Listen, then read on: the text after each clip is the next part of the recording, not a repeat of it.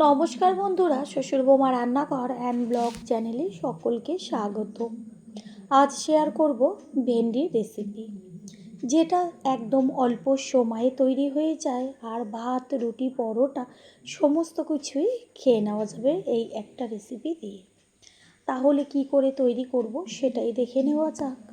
প্রথমেই এইখানে আমি 250 গ্রাম ভেন্ডি নিয়েছি, আর ভেন্ডিগুলোকে ভালো করে জল দিয়ে 3 থেকে 4 বার ধুয়ে নেব। ভেন্ডি বা ঢ্যাঁড়সগুলোকে ভালো করে জল দিয়ে ধুয়ে তারপরে জলের থেকে একটা থালার মধ্যে তুলে রেখেছি। এবার ভেন্ডিটা কি করে কেটে নেব সেটাই শেয়ার করব। একটা করে ভেন্ডি নিয়ে তারপরে মুখের দিক আর পেছনের দিকের অংশটা কেটে বাদ দিয়ে আমি ভেন্ডির মাঝখান থেকে অর্ধেক করে নেব। তারপর আবারও লম্বা করে অর্ধেক করে নেব, মানে একটা ভেন্ডিকে 4 টুকরো লম্বা লম্বাভাবে কেটে সরু সরু করে নেব। বড় ভেন্ডিগুলোকে আমি মাঝখান থেকে কেটে তারপরে 2 পিস মানে 4 পিস করে নেব। আর ছোট সাইজের ভেন্ডিগুলো সেগুলোকে গোটাই রাখছি। এটা যেহেতু বড় ভেন্ডি সেই কারণে আমি মাঝখান থেকে অর্ধেক করে কেটে তারপর 4 টুকরো করে নিয়েছি। ঠিক এইভাবে প্রত্যেকটা ভেন্ডিকেই আমি সামনের আর পিছনের দিকের অংশটা কেটে তারপরে মাঝখান থেকে অর্ধেক করে আবারও অর্ধেক করে কেটে নেব, মানে একটা ভেন্ডিকে 4 পিস করে নেব। এইভাবে সমস্ত ভেন্ডিগুলোকে কেটে নিয়ে ফিরে আসছি।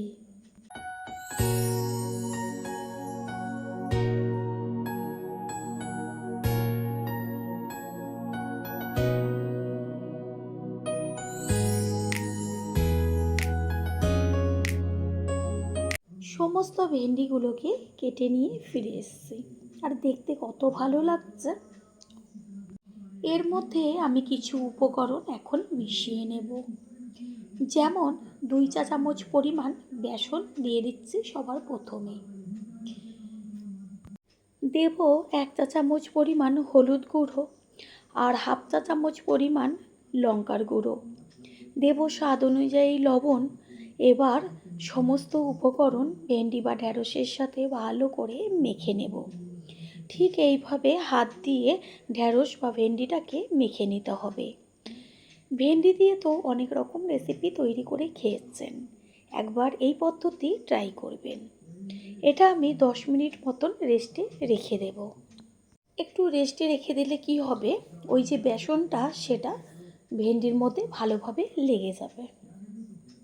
গ্যাসের ওভেনে কড়াই বসিয়ে দিয়েছে, কড়াইটা গরম হয়ে গেছে। দিয়ে দিচ্ছি অল্প পরিমাণ সাদা তেল। তেলটাকে প্রথমে ভালো করে গরম করে নিতে হবে। তারপরে তেল গরম হয়ে গেলে এর মধ্যে দিয়ে দেব ওই যে মাখিয়ে রাখা ভেন্ডিগুলোকে। গ্যাসের ফ্লেম হাই টু মিডিয়াম করে দিয়ে ভেন্ডিগুলোকে ভালোভাবে ভেজে নিতে হবে। পুরনো বন্ধুদের সবসময় আমাদের পাশে এইভাবে ভালোবেসে থেকে এগিয়ে নিয়ে যাবার জন্য অনেক অনেক ভালোবাসা। নিচের পিঠটা একটুখানি হবার পরে উল্টে দিতে হবে ওপরের পিঠটা হবার জন্য। প্রথমেই নেড়ে চেড়ে দিলে পরে কি হবে, ভেন্ডিটা ওই যে বেসনটা যে আমি দিয়ে মাখিয়ে রেখেছিলাম সেটা ভেন্ডির গায়ের থেকে খুলে বেশ একটা ঝরা ঝরা হয়ে যাবে। সেই কারণে আর একটু রেখে যদি নেড়ে চেড়ে দেওয়া হয় তাহলে পুরো ভেন্ডির গায়ে সুন্দরভাবে বেসনটা লেগে যাবে। ঠিক এইভাবে এপিট ওপিট করে ভেন্ডিটাকে ভালো করে ভেজে নিতে হবে। যেহেতু ভেন্ডিগুলো সরু সরু করে কাটা আছে সেই কারণে হতে বেশি সময় লাগবে না। ভেন্ডিটা একদম ঝরঝরে ভাজা হয়ে গেছে। এবার এটাকে কড়াই থেকে তুলে একটা প্লেটে রেখে দেব। ওই কড়াইটাই গ্যাসের ওভেনে বসিয়ে দিয়ে এবার দিয়ে দেব সর্ষের তেল। একদম অল্প পরিমাণ দেব, কারণ ভেন্ডি ভাজার সময় তেল ব্যবহার করেছি। তেলটা গরম হয়ে গেলে এর মধ্যে ফোড়ন দিলাম বড় চামচের 1/2 চা চামচ কালো সর্ষে আর 1/2 চা চামচ সাদা জিরে। ফোড়নটাকে তেলের মধ্যে ভালো করে নেড়ে চেড়ে ভেজে নেব। যখন সুন্দর একটা ভাজা গন্ধ আসবে তখন এর মধ্যে দিয়ে দেব কুচিয়ে নেওয়া পেঁয়াজ। আর এই রেসিপিতে একটু পেঁয়াজের ব্যবহারটা বেশি করতে হবে। আমি এখানে মাঝারি সাইজের 2টো পেঁয়াজ ব্যবহার করেছি ভেন্ডির অনুপাতে। দিয়ে দিচ্ছি ঝালের জন্য চিড়ে নেওয়া কাঁচা লঙ্কা। দেব হাফ চা চামচ পরিমাণ লবণ। ভেন্ডির মধ্যে লবণ দেওয়া রয়েছে, সেই কারণে লবণটা একটু বুঝে ব্যবহার করবেন। লবণটা দেওয়ার কারণে পেঁয়াজটা তাড়াতাড়ি মজে আসবে। পেঁয়াজের মধ্যে দিয়ে দিচ্ছি কালারের জন্য হলুদ গুঁড়ো। হলুদটাকে ভালো করে নেড়েচেড়ে মিশিয়ে নেব। প্রথমবার যারা আমাদের চ্যানেল ভিজিট করছেন তাদের আন্তরিক শুভেচ্ছা ও অনেক ভালোবাসা। আমাদের রেসিপিগুলো যদি ভালো লেগে থাকে সাবস্ক্রাইব করে দেওয়ার অনুরোধ রইল ও পাশে থাকা বেল আইকনে ক্লিক করলে পরবর্তী ভিডিওগুলো সবার আগে আপনাদের কাছেই পৌঁছে যাবে। পেঁয়াজ ভেজে নেওয়া হয়ে গেছে, বেশ লাল লাল হয়েছে।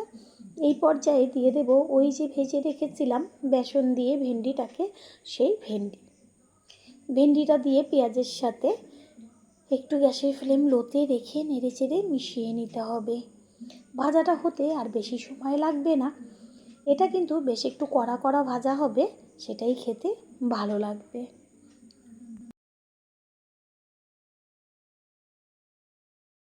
বন্ধুরা যে যেইখান থেকে ভিডিওটি দেখছেন অবশ্যই কমেন্টের মাধ্যমে জানাবেন।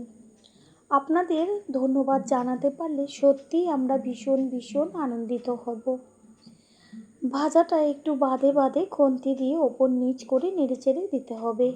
আর একটা কথা, তেলটা কিন্তু ভালো করে গরম করতে হবে, না হলে এই যে ঝরঝরে যে ভাজাটা সেটা কিন্তু হবে না।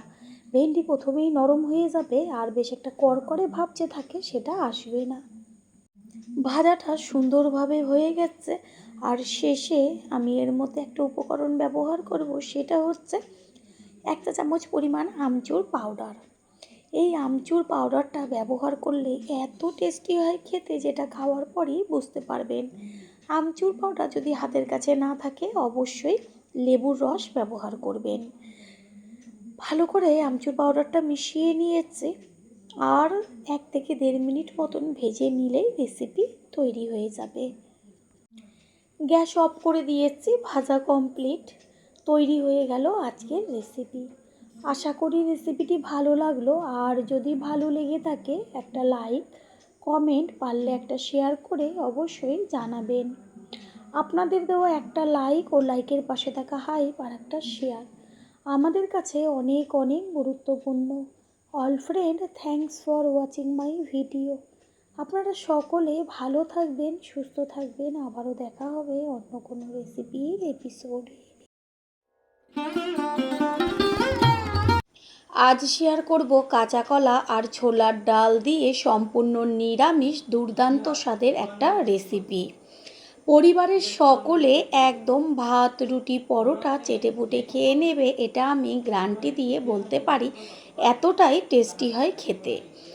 নমস্কার বন্ধুরা, শ্বশুর বৌমা রান্নাঘর অ্যান্ড ব্লগ চ্যানেলে সকলকে স্বাগত। তাহলে কি করে তৈরি করব সেটাই দেখে নেওয়া যাক। প্রথমেই এইখানে আমি ছোট যে কাচের বাটিগুলো হয় তার 1 বাটি পরিমাণ ছোলার ডাল নিয়েছি। ডালগুলোকে আমি জলের মধ্যে এবার ভিজিয়ে দেব। আর রেসিপিটা তৈরি করার 1 ঘন্টা আগে আমি ডালটা ভিজিয়েছিলাম। এটা আপনারা ওভারনাইটও ভিজিয়ে রাখতে পারেন। 1 ঘন্টা বাদে দেখা যাচ্ছে যে ডালের কালারটা চেঞ্জ হয়ে গেছে, ডালটা ফুলে উঠেছে। 4-5 বার জল পাল্টে পাল্টে ধুয়ে নেব। এখানে নিয়েছি কাঁচা কলা। আর কাঁচা কলার গায়ের থেকে খোসাটা ছাড়াবো, তবে মাঝখান থেকে আর অর্ধেক করব না, গোটা কাঁচা কলার গায়ের থেকে খোসাটা ছাড়িয়ে নিয়ে ফিরে আসছি। কাঁচা কলাটা গোটা রয়েছে, 2 পাশের মুখের দিকের অংশটাকে কেটে বাদ দিয়ে দিয়েছি আর গায়ের থেকে খোসাটা ছাড়িয়ে নিয়েছি। জলের মধ্যে ধুয়ে নিলাম, খোসা সমেত জল দিয়ে ধুয়ে নিয়েছিলাম। এখানে একটা মিক্সিং জার নিয়েছি আর তার মধ্যে ওই যে ছোলার ডালগুলো জলে ভিজিয়ে রেখেছিলাম সেটা তো 5-6 বার জল পাল্টে ধুয়ে জলটা ছেঁকে এবার ডালটাকে মিক্সিং জারের মধ্যে দিয়ে দেব ঝালের জন্য কাঁচা পাকা লঙ্কা, যে যেমন ঝাল খাবে সেই অনুযায়ী দেবেন। আর হচ্ছে আদার টুকরো। এইখানে আর কোনো কিছু ব্যবহার করব না, এবার পেস্ট করে নেব। ডাল পেস্ট করে নিয়েছি আর এদিকে একটা বড় প্লেটের মধ্যে একটা গ্রেটারকে রেখে তারপর ওই যে কলাটার গায়ের থেকে খোসাটা ছাড়িয়ে রেখেছি, এবার এটা গ্রেটারের সাহায্যে গ্রেট করে নেব। কাঁচা কলা দিয়ে তো অনেক রকম রেসিপি তৈরি করে খেয়েছেন। একদিনের জন্য হলেও এই রেসিপিটি তৈরি করবেন। আমি কথা দিচ্ছি এতটা টেস্টি হবে যেটা খাওয়ার পরে কমেন্ট করে এসে কিন্তু জানিয়ে যাবেন। সম্পূর্ণ কলাটা গ্রেট করে নিয়েছি। এবার এই কলার মধ্যে দিয়ে দেব ওই যে ছোলার ডালটা পেস্ট করে রেখেছিলাম সেই সম্পূর্ণ পেস্ট। দেব স্বাদ অনুযায়ী লবণ, আর কালারের জন্য হাফ চা চামচ পরিমাণ হলুদ গুঁড়ো। ঝালের জন্য তো কাঁচা লঙ্কাই দেওয়া হয়েছে। আর দিয়ে দেব হাফ চা চামচ পরিমাণ কালো জিরে। আর কোনো রকম উপকরণ আমি এর মধ্যে ব্যবহার করব না। এবার হাত দিয়ে ভালো করে মেখে নেব। এর মধ্যে কোনো রকমভাবে জল ব্যবহার করবেন না। কাঁচা কলার সাথে ডালের পেস্টটা খুব ভালো করে মেখে নেওয়া হয়ে গেছে। এরপর এখানে একটা ছোট বাটি নিয়েছি, আর তার মধ্যে জল দিয়ে দিচ্ছি 1 চা চামচ জিরের গুঁড়ো, পরিমাণ মতন লবণ, দেব হাফ চা চামচ হলুদ গুঁড়ো, হাফ চা চামচ পরিমাণ কাশ্মীরি লঙ্কার গুঁড়ো, আর দেব 1 চা চামচ পরিমাণ ধনের গুঁড়ো। এবার সমস্ত মশলা জলের সাথে চামচের সাহায্যে ভালো করে গুলে নেব। এইভাবে গুলে 5-10 মিনিট যদি রেখে দেওয়া হয় তাহলে রান্নাটা ভীষণ টেস্টি হয়। এটা সাইডে রেখে দেব। গ্যাসের ওভেনে কড়াইটা বসিয়ে ভালো করে গরম করে নিয়েছি। এরপর দিয়ে দিয়েছি সাদা তেল। তেলটা প্রথমে ভালো করে গরম করে নিতে হবে। আর তেল গরম হয়ে গেলে পরে গ্যাসের ফ্লেম লোতে রেখে এবার ওই কাঁচা কলা আর ডালের পেস্ট দিয়ে যে মেখে নিয়েছিলাম সেটা বেশ চ্যাপটা চ্যাপটা করে বড় বড় করে বড়ার আকারে গরম তেলের মধ্যে আস্তে করে ছেড়ে দেব। এইভাবে যদি বড়াটা ভাজা হয় কেউ বুঝতেই পারবে না যে এর মধ্যে কাঁচা কলা দেওয়া রয়েছে। যারা একদম কাঁচা কলা অপছন্দ করেন তাদের এই রেসিপিটা অবশ্যই তৈরি করে দেবেন। আর এই গরম গরম বড়া দিয়েই শুধু ভাত খেয়ে নেওয়া যাবে। নিচের পিঠটা কিছুক্ষণ হওয়ার পরে উল্টে দেব ওপরের পিঠটা হবার জন্য। গ্যাসের ফ্লেম লো টু মিডিয়ামে রেখে বড়াগুলোকে বেশ লাল লাল করে ভেজে নেবেন।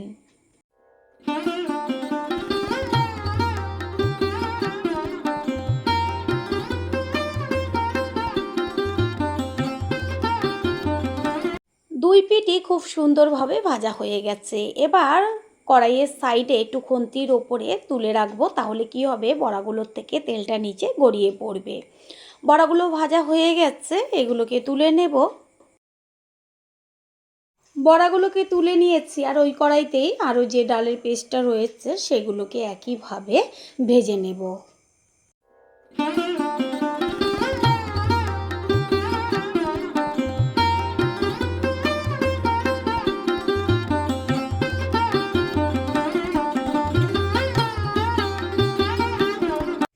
বড়াগুলোকে ভেজে নিয়েছি আর ওই কড়াইতেই দিয়ে দিচ্ছি অল্প পরিমাণ সর্ষের তেল। তেলটা গরম হয়ে গেছে। এবার তেলের মধ্যে দিয়ে দিলাম হাফ চা চামচ পরিমাণ হলুদ গুঁড়ো। গ্যাসের ফ্লেম লোতে রেখে হলুদটাকে মিশিয়ে নিয়েছি। আর ছোট ছোট করে ডুমো করে কেটে রেখেছিলাম আলু, সেই আলুটা তেলের মধ্যে দিয়ে ভালো করে ভেজে নেব।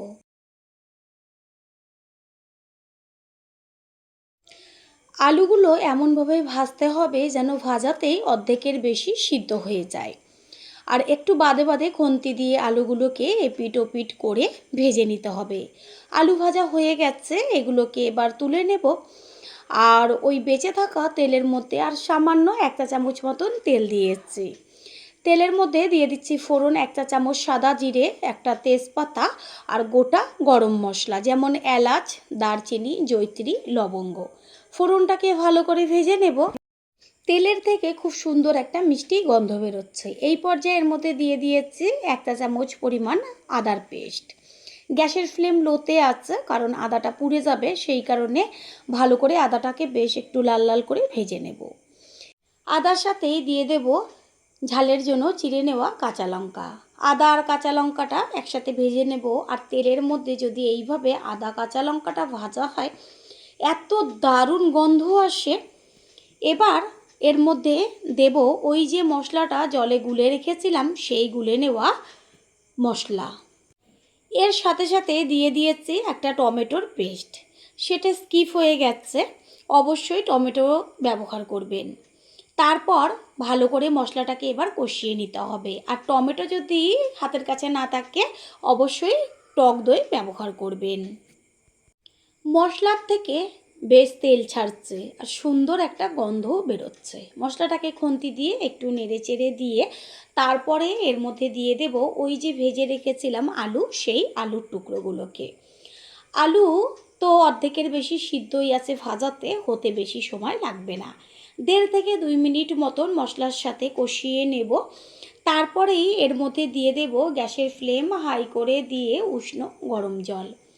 আর জলের পরিমাণটা একটু বেশি দিতে হবে। প্রথমে অনেকটা জল বলে মনে হবে, পরে যখন আমি বড়া ভাজাগুলো ব্যবহার করব তখন কিন্তু সমস্ত ঝোলটাই টেনে যাবে।